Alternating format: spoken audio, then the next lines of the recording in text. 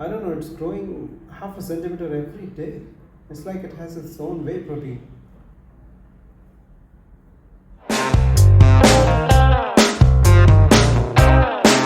Hello and welcome back to the second lesson of Basics of Stock Market. If you're new to the channel, make sure you hit the subscribe button, like the video if you like what you're watching, and if you haven't seen the first video of this series, it's right here somewhere.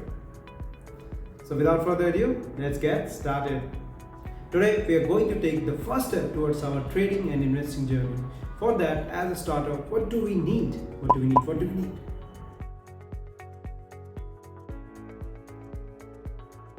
For starters, you would need a trading cum Demat account.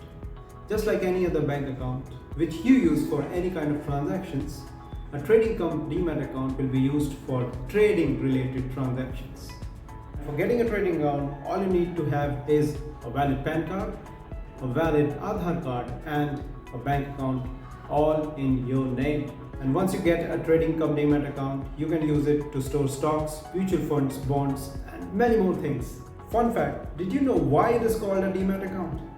See, earlier when people were issued stocks, it was issued in the form of paper, certificates, and it was tend to be stolen or damaged.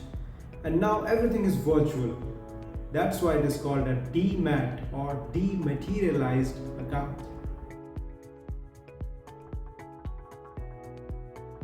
Now the question comes is, where can you get a trading account? It's easy, it's very simple. You can get it online. There are many brokers in India who provide trading cum Demat account. They have great UI, great charting facilities, great reports to track your investments, and it's very easy to use. And of course, we are going to learn all these things in the coming lessons.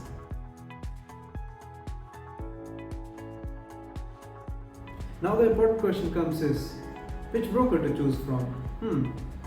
So you have to be very careful about it because it may incur you more charges if you choose the wrong broker. Every broker charges some brokerage from you.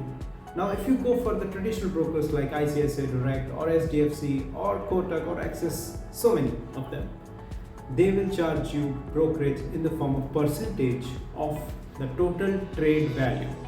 So the bigger you trade, the more fees you pay in the form of brokerage to them. But then there are discounted brokers like Zerodha or Upstocks or Fires. All these discounted brokers charge you a flat fee as low as 20 rupees for every trade you take.